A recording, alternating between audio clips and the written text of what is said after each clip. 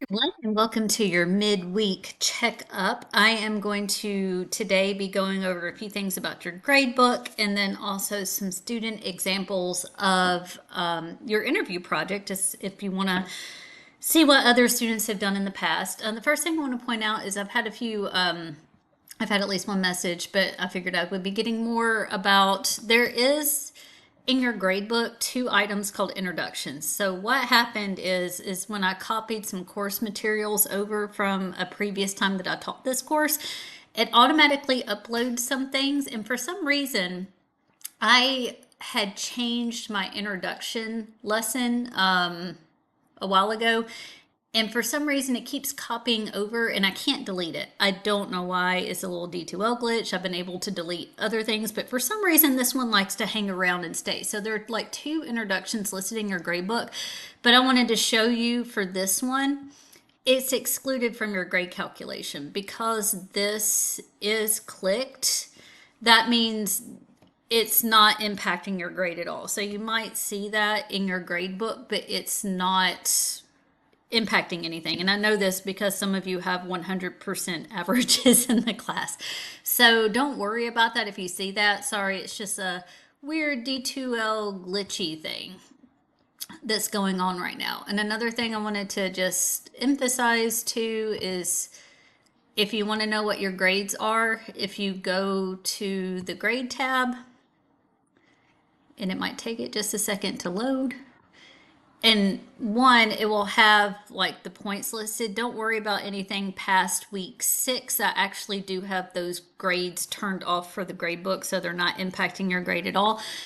So you won't have 110 points total in the class. It's way more than that, but that's just all that I have open to the grade book right now. And if you click on the calculator, it will at the very bottom tell you how many points out of 110 that you have, and you can kind of divide one into the other and figure out your grade that way. So, and another thing is I can't pull this up because I don't have an assignment. I'm viewing this in student view and I can't show you another student's paper on this, but if you want to see some feedback on your narratives, I finished grading those last night. So some of you do not have to do revisions, but if you do need to do revisions, what you can do is you can just click on that assignment, like go to the Dropbox, click on it, and then you should be able to pull up your paper. And for some of you, I put notes on your document and it will show up as little blue boxes on your document. So as you're scrolling through it, you should be able to see those little blue boxes and you can click on them and then you can see some of the extra notes I've made on there. Sometimes I do that when I see something that I think is really awesome. I'll make a little note on it, but too, like if I see, oh, that's a grammatical error here, you need to fix that, I'll put those notes in there. All right, so for your interview project, I hope all of you are deciding who you want to interview. This is going to be the rubric. I decided just to do a simple rubric with this one. Guys, this is a no stress assignment. It's just to give you experience doing interviews because a lot of you haven't done interviews before. So basically, I'm just looking for these things. Did you ask open-ended questions? And we're going to take a look at some examples of that in just a second. Does the interview have good flow? Is it easy to follow? One thing I would highly encourage is just not to jump around all over the place. If you're interviewing someone about their early life, maybe try to do it in chronological order so it's kind of a logical flow to it. If you're asking someone about their career, maybe start at the beginning. Like, why did you pick this career? What were some challenges you faced earlier in your career? And kind of move forward from there. So just making sure that it would be easy for an audience to flow. I will be looking to see if you have any errors in there, which includes just any mechanical errors. A lot of students choose to do a PowerPoint for this particular project because it is quick and easy to do that, and I have no problem with that. But sometimes when people do PowerPoint presentations, they kind of get lax on their mechanics. And so I will be checking to see if there are any like glaring errors in there. Did you paint a clear picture of your interviewee? Like, you're not just asking these superficial questions. Did you ask questions that went deeper to give me a really good idea of who this person is? And did it follow the prompt, which is also listed in the content tab of D2L for you? So yeah, 4 is always, mostly, 2 sometimes, D never. So those are kind of the elements I'm going to be looking for in your narrative. So let's take a look at a few student examples. So this one was turned in not too terribly long ago, but this particular student interviewed her mother about her career in healthcare. And so one thing I highly recommend is if you do a PowerPoint presentation, include some images. 90% of people have some sort of visual element to their learning style. And so, and I'm sure many of you have sat in a classroom where the teacher has a PowerPoint presentation and it's just words after words after words on the screen.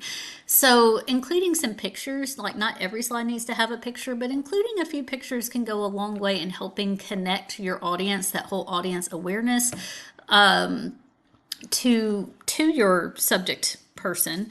And it can just go a long way in just helping foster understanding and connection, that pathos that we're looking for in an interview project.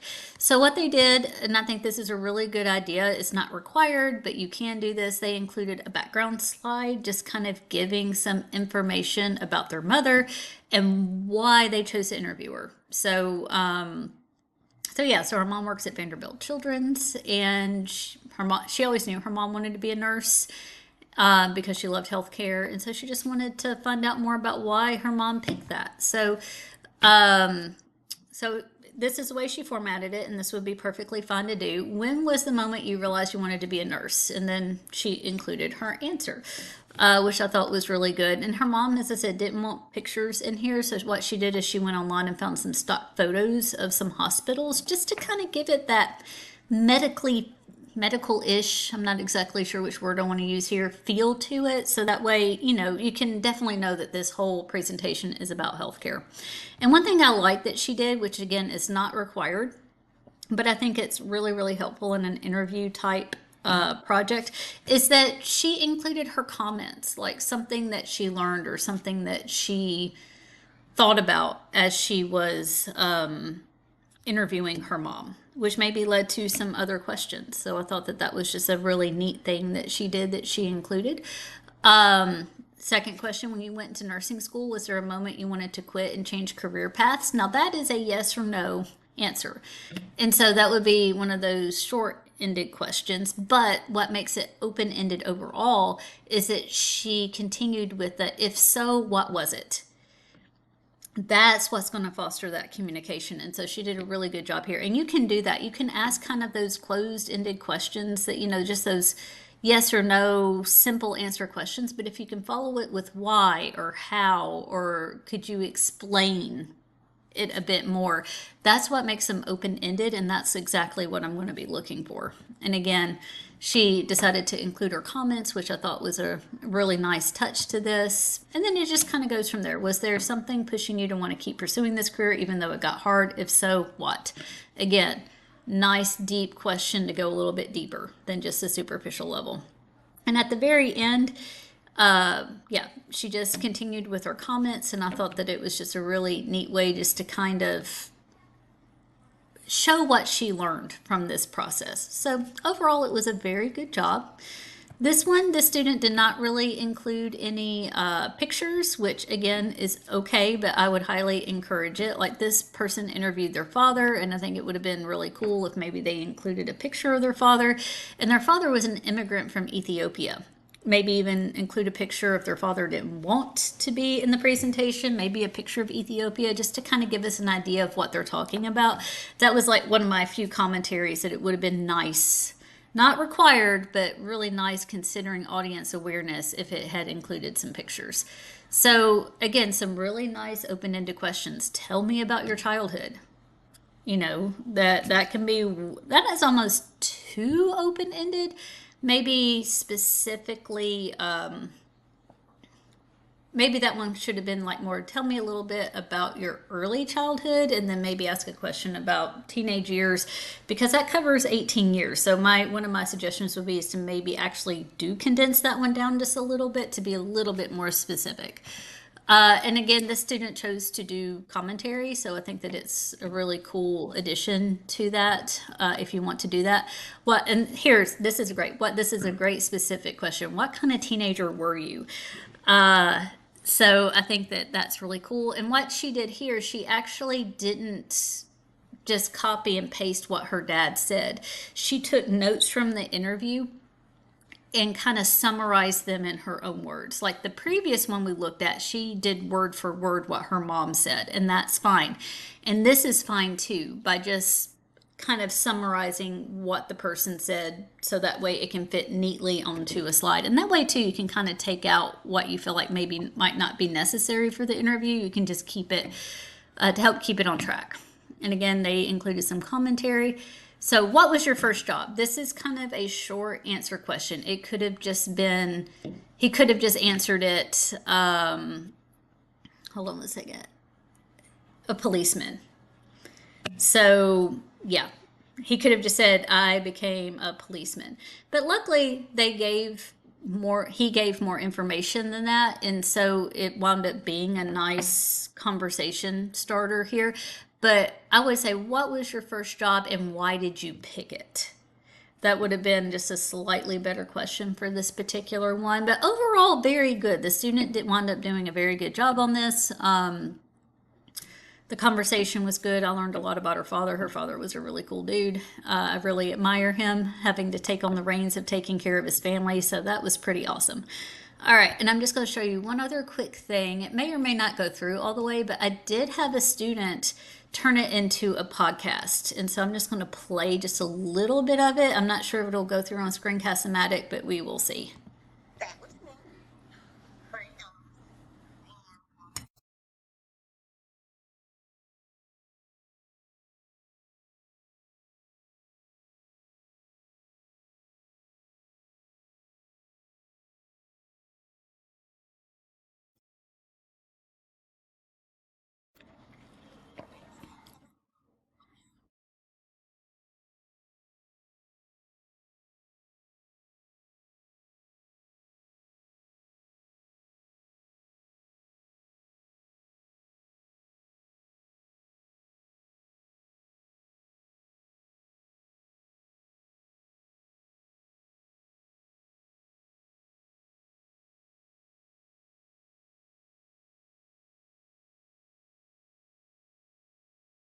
So in this, so if you notice, the questions were kind of, not overly complicated. There were some very short, could be yes or no answers, but she followed up with more questions to probe. And so so the question was, just in case it didn't go through, did you and Dad ever disagree on having children? Yes or no? Well, the answer was no, we wanted kids. And then she followed up immediately with another question in that same line of questioning. It's like, well, how many did you want to have? Did you want to have boys or girls? And they wound up having this very nice conversation about, did her parents actually want children and did they agree? Because that's actually like a really high reason why people get divorced, is they don't agree on if they have children and how many that they have. And so it was just kind of neat that she actually explored that in her podcast. So she wound up making it into a podcast video where she had slides that had the questions on there. Let's see if I can skip ahead to another one. What was the first thing you ever thought when you found out you were pregnant? Now, that's a cool question. I mean, it really is for any parent. Sometimes that answer is, oh crap. And sometimes it's like, oh my gosh, I'm going to be a parent. Oh no, I'm going to be a parent. And this is great. I'm going to be a parent. And so, it's really, really cool, like different people's reactions to that particular question. So I thought it was a really, really good one. But anyway, it was just a really sweet conversation between a mother and a daughter, is what this one wound up being. And but if you want to do something like this, so I recommend just not having just a recording. Do something like this, like make it into a video where you pop up the questions, or if you are going to do like a podcast type or just an audio recording or some type of video, at least have like an introduction that kind of introduces your person, like a regular podcast does. It's like, hi, I'm your host. This is the person that we're interviewing. This is why. And then they get into the questions. Almost every podcast operates like that. So if you want to do something like that for your project, make sure you're doing that. So these were just a couple of examples. They all end up being very good examples with a few little tweaks here and there, but just hope that this helps. And if you have any questions or concerns, just let me know.